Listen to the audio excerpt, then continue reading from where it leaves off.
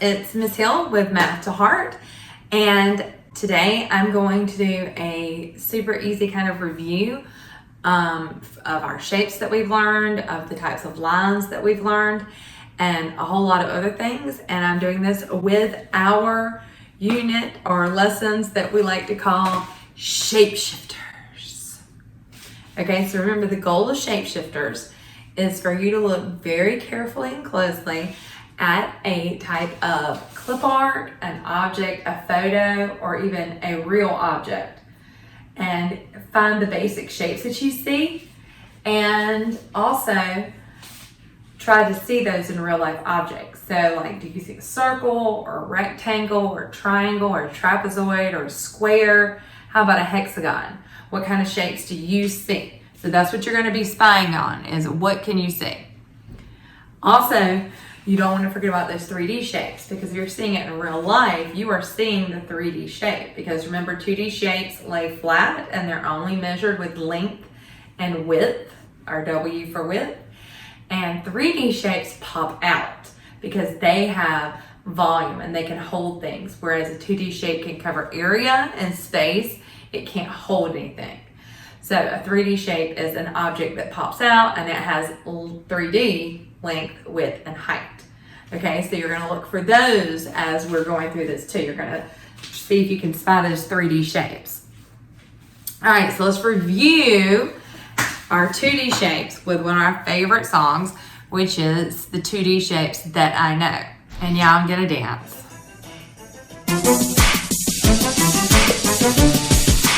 Here are the 2D shapes You know this dance that I know. Shapes, tall and short, skinny and wide. Hit the quad. You can tell what shape you're looking at by counting all the sides. A circle has 0 straight sides and 0 corners.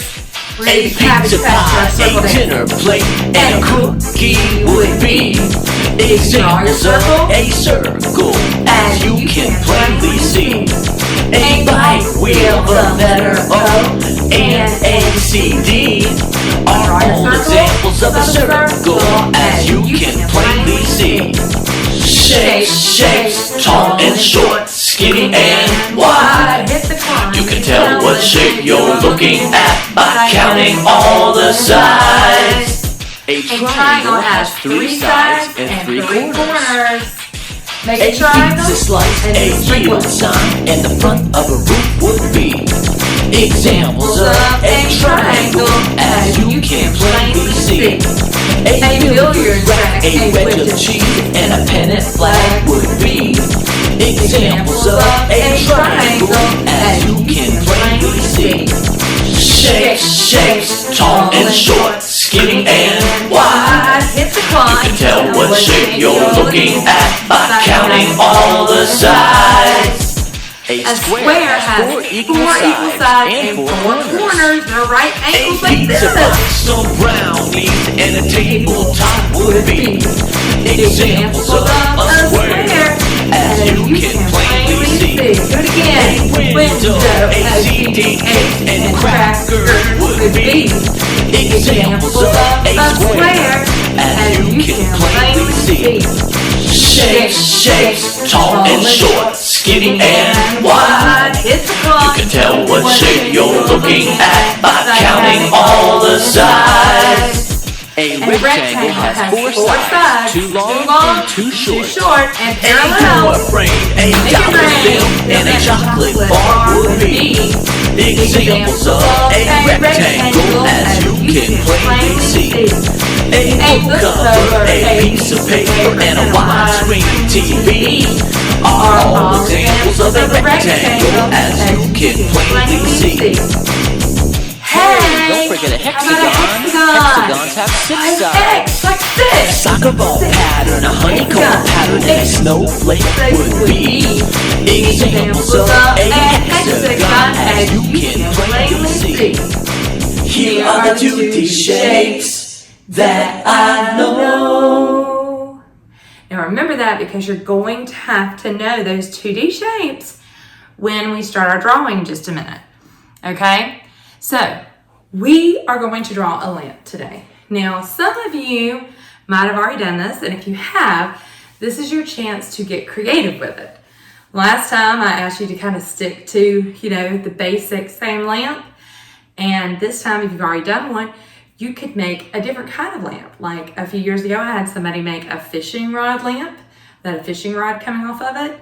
You can get as creative as you want. It doesn't matter. But one thing we need to remember is that when we draw, because we're drawing on a piece of paper that's 2D, we're drawing 2D also. So whereas, yes, we want to look for those 3D shapes, we're looking for the 2D shapes, but those 2D shapes are made with either curved lines or straight line segments, because they're line segments because they have a beginning point and an ending point. Whereas a line, don't tell your teachers, which you're not walking in a line now anyway, but a line keeps going from one side to the other and has an arrow on each end, okay? But we're doing a line segment, and line segments can go together in 3 different ways, okay? So first of all, I have our chant. So let me just start with it like I normally would if this is my first time doing this with you. If you already know this chant, remember you have to stay with me. Okay, so parallel, remember they can't touch, parallel, perpendicular, you gotta make it a perfect plus sign, so it's got those L 90-degree corners, perpendicular, and then, which are intersecting lines. The perpendicular lines have to intersect perfectly to make those right angles, those L corners, those square angles, and then regular intersecting lines can intersect any way they want to, and they just make V's. So here's how we start. Parallel, parallel, perpendicular, perpendicular, intersecting, intersecting, parallel, parallel, perpendicular, perpendicular, intersecting, intersecting, parallel, parallel, perpendicular, perpendicular, intersecting, intersecting, parallel, perpendicular, perpendicular, intersecting, intersecting. Now get ready, because you're about to hear my 2nd, 3rd, and 4th graders' most favorite song. It is by Number Rock. You can find it on YouTube. You can find it in the links. And you can also find it on Get Epic, because Get Epic has tons of Number Rock videos. So here is our most favorite song about parallel, perpendicular, and intersecting lines. I'm super pumped. I also like to rap.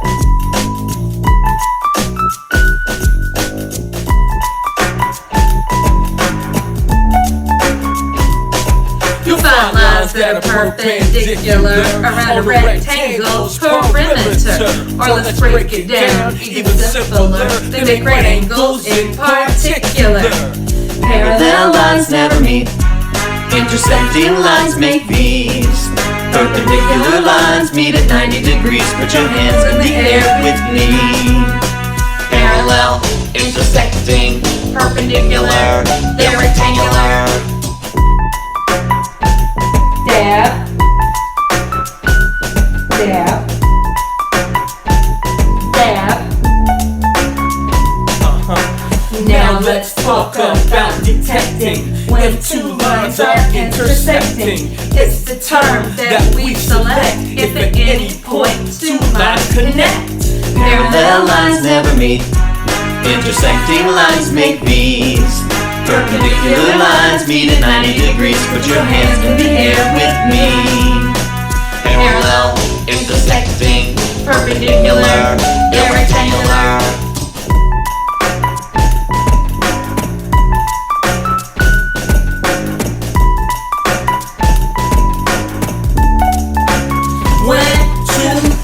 Never touch, then you can tell that those 2 lines are parallel, like these telephone wires up above the street.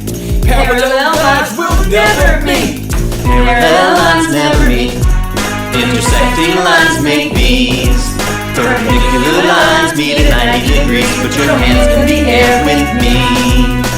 Parallel, intersecting, perpendicular, they're rectangular.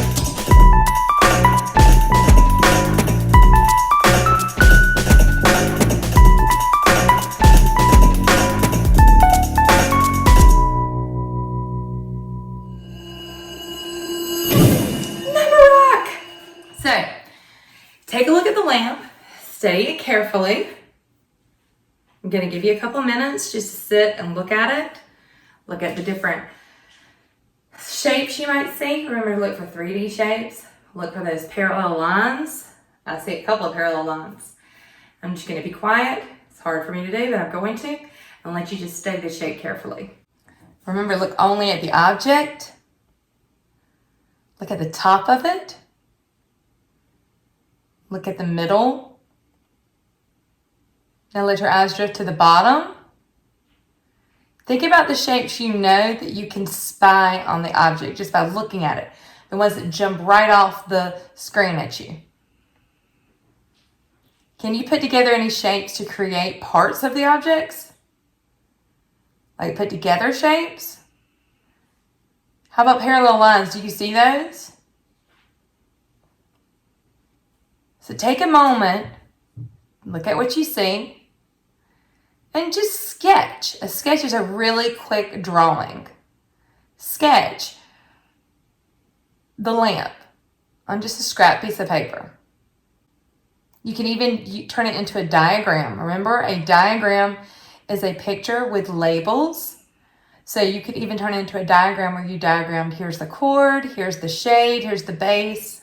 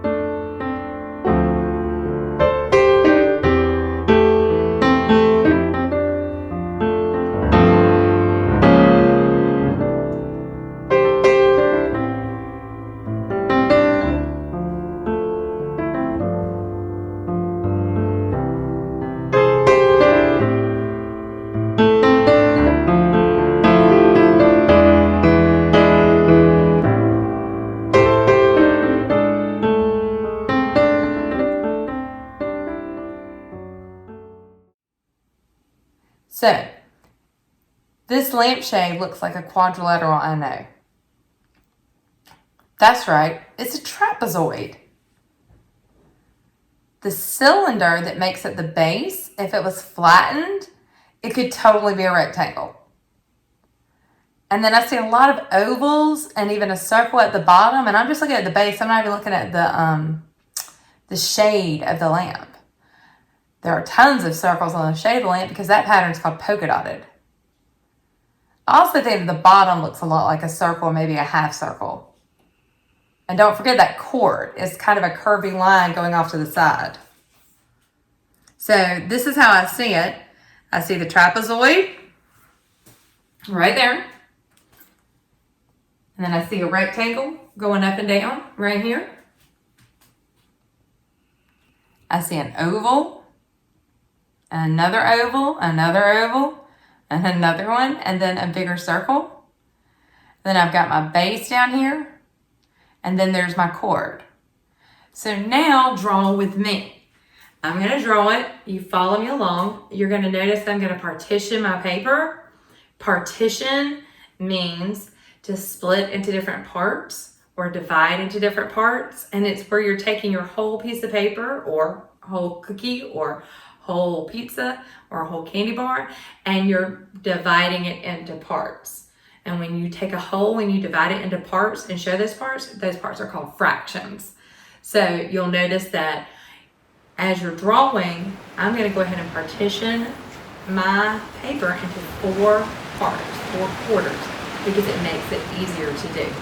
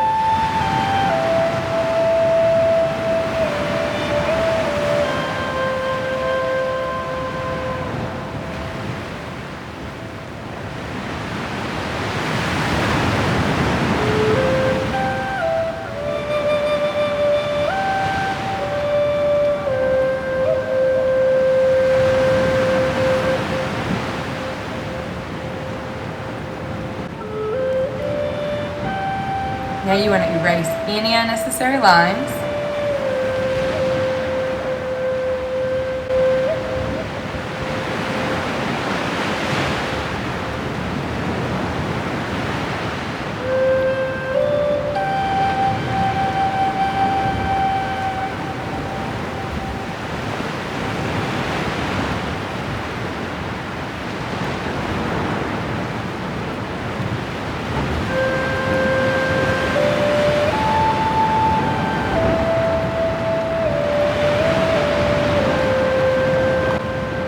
Add lines or add curves to your lamp to make it look more realistic.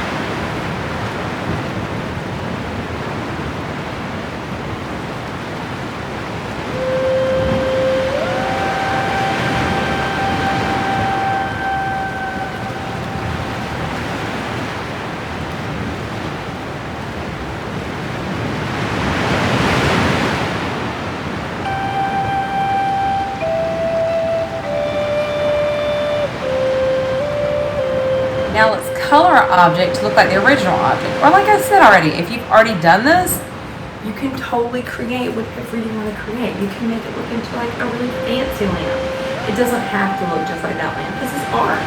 It is your time to have fun and be creative. I like patterns a lot, and that would hit another math standard. So think about the patterns.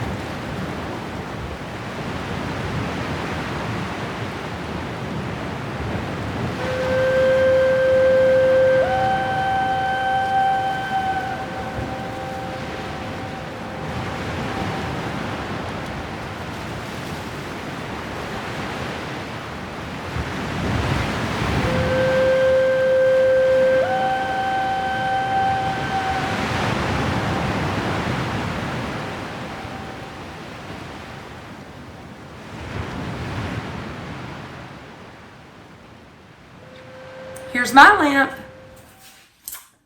How did yours turn out? I can't wait to see it. How about send me a picture? I would love to check it out. Send me a picture at thehillclanrocks@gmail.com. I would love to see it. Or you can share it with me through Google Classroom or through Google Docs. If you are in my county, Decatur County rocks, what up? And I hope you've enjoyed this. I miss seeing your little faces and getting my little squeezes in on your cheeks and hugging you. But know that I'm air hugging you from here, and I love you so much. And I'll see you next time on our next Math to Heart lesson.